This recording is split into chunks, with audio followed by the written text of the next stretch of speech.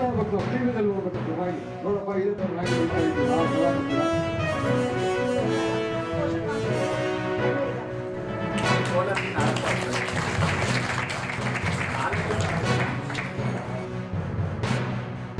ಮಾಡ್ಬೋದು.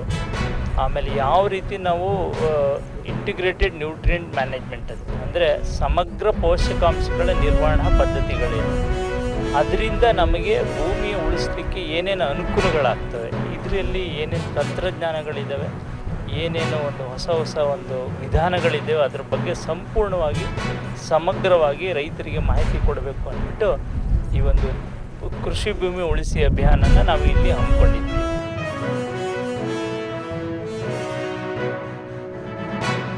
ಹಕ್ಕುಗಳ ಹೋರಾಟಗಾರರು ಇವತ್ತು ಕರ್ನಾಟಕ ಸರ್ಕಾರದ ಕೃಷಿ ಇಲಾಖೆ ಮತ್ತು ಭಾರತ ಸರ್ಕಾರದ ಕೃಷಿ ಇಲಾಖೆಯವರು ಜಂಟಿಯಾಗಿ ಇವತ್ತು ನಾವೇನು ಬುಡ್ಡಿದೀಪ ಕೋಲಾರ್ನಲ್ಲಿ ನಾವು ಬಂದು ಇವತ್ತು ಆದಿಮಾನವ ಸಂಸ್ಥೆ ಮತ್ತು ಬುಡ್ಡಿದೀಪ ಅನ್ನುವ ಸಂಸ್ಥೆನಲ್ಲಿ ಏನಿರಂತೆಲ್ಲ ಸೇರ್ಕೊಂಡಿದ್ದೇವೆ. ಇಲ್ಲಿ ಬಂದಿರುವ ಹಲವಾರು ಅಧಿಕಾರಿಗಳು ಕೃಷಿಗೆ ಸಂಬಂಧಪಟ್ಟಂತಹ, ಬೆಳೆಗೆ ಸಂಬಂಧಪಟ್ಟಂತಹ, ಮಣ್ಣಿಗೆ ಸಂಬಂಧಪಟ್ಟಂತಹ, ಭೂಮಿಗೆ ಸಂಬಂಧಪಟ್ಟಂತೆ ಎಷ್ಟೆಷ್ಟೆಲ್ಲ ಮಾಹಿತಿಗಳನ್ನು ಕೊಟ್ಟಿದ್ದಾರೋ ಅದಕ್ಕೆ ನಾವು ಆಭಾರಿಯಾಗಿದ್ದೇವೆ.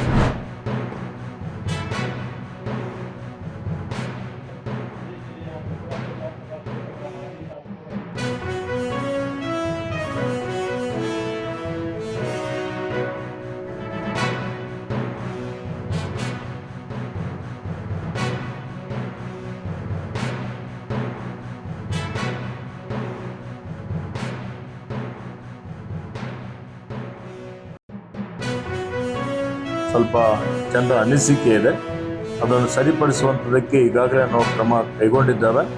ಅದಿನ್ನೂ ಸರಳೀಕರಣ ಮಾಡಿ ಯಾರಿಗೂ ತೊಂದರೆ ಆಗದ ರೀತಿಯಲ್ಲಿ, ಯಾರಿಗೂ ಅನ್ಯಾಯ ಆಗದ ರೀತಿಯಲ್ಲಿ, ಮಧ್ಯವರ್ತಿಗಳು ಇಲ್ಲದ ರೀತಿಯಲ್ಲಿ ಅದನ್ನು ಎ ಖಾತಾ ಬಿ ಖಾತಾ ಏನು ಈಗಾಗಲೇ ನಿಯಮಗಳನ್ನು ರೂಪಿಸಿದ್ದೇವೆ ಅದನ್ನು ಅನುಷ್ಠಾನಕ್ಕೆ ತರುವಂಥ ಕೆಲಸ ಮಾಡ್ತೇವೆ ಅನ್ನುವಂಥ ಮಾತನ್ನು ಹೇಳುತ್ತಾ, ಇವತ್ತು ಗ್ರಾಮಗಳು ಅಭಿವೃದ್ಧಿ ಆದರೆ ಮಾತ್ರ ಈ ದೇಶ ಅಭಿವೃದ್ಧಿ ಆಗಲಿಕ್ಕೆ ಸಾಧ್ಯ ಇದೆ.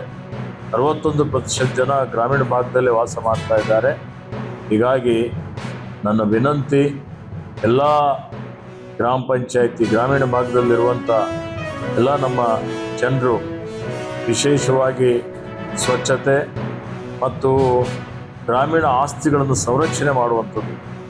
ಈ ಗ್ರಾಮೀಣ ಆಸ್ತಿಗಳನ್ನು ಎಷ್ಟು ಸೃಜನೆ ಮಾಡಿದ್ದೇವೆ, ಎಷ್ಟು ಆಸ್ತಿಗಳಿದೆ ಅದನ್ನು ದಾಖಲೀಕರಣ ಮಾಡಿ ಅದನ್ನು ಇವತ್ತು ಜಿಯೋ ಟ್ಯಾಗ್ ಮಾಡಬೇಕು ಅನ್ನುವಂಥ ಒಂದು ಸುತ್ತೋಲೆಯನ್ನು ಹೊರಡಿಸುವಂಥದ್ದಕ್ಕೆ ನನ್ನ ಅಧಿಕಾರಿಗಳ ಜೊತೆಯಲ್ಲಿ ಚರ್ಚೆನೂ ಮಾಡಿದ್ದೇನೆ.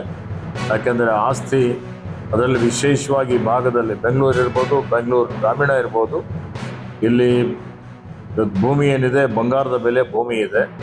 ಹೀಗಾಗಿ ಈ ಸರ್ಕಾರಿ ಆಸ್ತಿನೂ ಸಂರಕ್ಷಣೆ ಮಾಡುವಂಥ ಜವಾಬ್ದಾರಿ ನಮ್ಮ ಮೇಲೆ ಎಲ್ಲ ಇದೆ.